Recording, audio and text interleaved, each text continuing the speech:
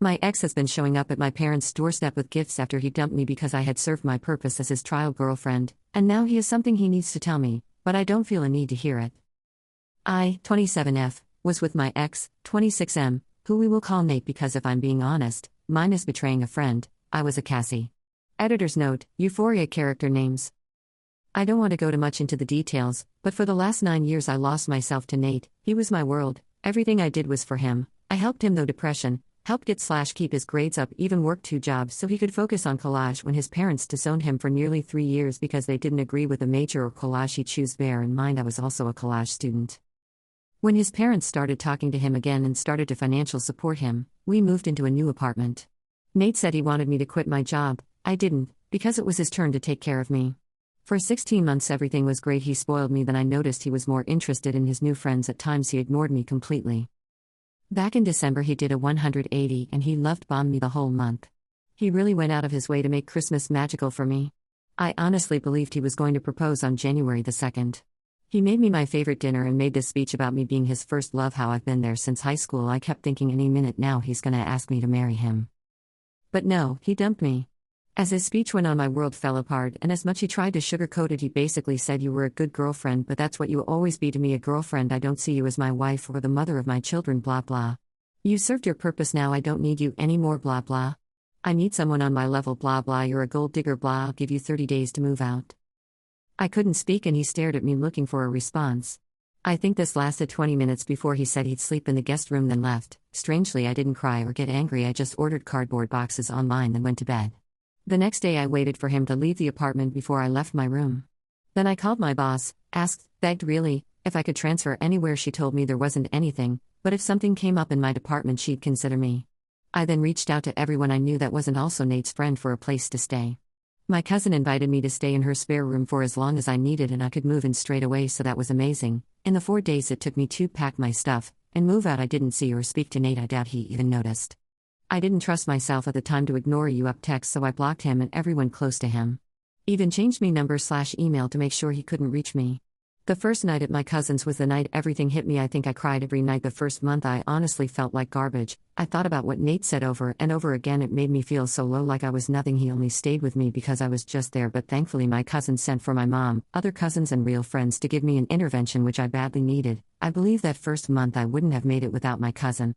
I'm still healing and waiting on that job transfer because I feel like if I'm not in the same city as Nate and I have a place of my own, the fresh start would do me the world of good. I thought by now I'd be a distant memory for Nate, but shockingly he sent flowers to my job today for my birthday, which was on Sunday. Apparently he went to my parents' house looking for me too, and my mom admitted he's been before, dropping off stuff and tried to ask questions about me, but they told him to fudge off. The flowers came with a card saying, "Dear Cassie, happy belated birthday. I've been thinking about you for non-stop for the last few months, especially with how everything ended. I need to get something off my chest that I feel will haunt me for the rest of my life if I don't tell you this to your face, but I've no way of contacting you. If it's possible, can we meet up in the near future, Nate?" What could he want? What's haunting him he needs to say to my face? Everyone in my life is telling me ignore him, but they hate him. I'm torn, but I can't lie. My curiosity is telling me meet him to see what he wants. Has anyone been in my shoes or Nate's? Update. So we ended up meeting, and no, I didn't go to him. I had told the receptionist at my work if he came looking for just say I'm out for the day. After he showed up once, I didn't want the drama of him around my job.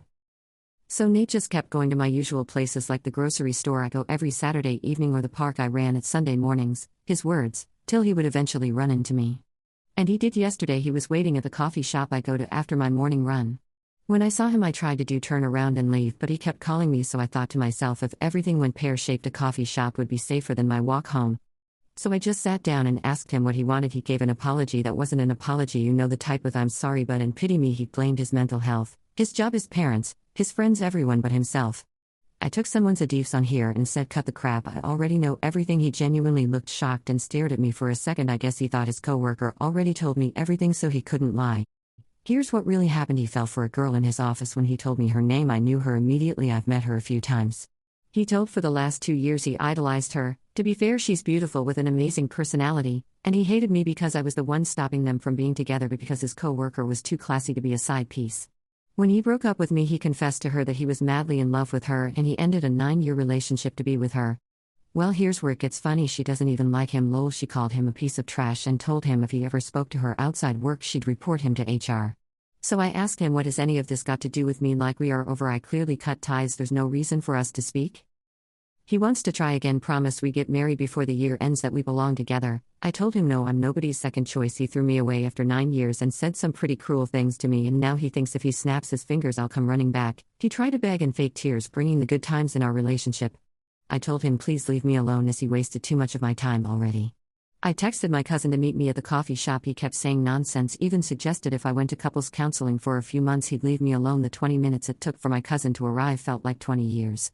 In the end I just stopped listening and stood at the counter making small talk with baristas till my cousin arrived. She told him to fudge off, and if he tried to follow us she'd call her brothers. He stayed in the coffee shop as far as I know, and we just went home, that's it. It's only been a day, but I feel like it's over and I'm free of him.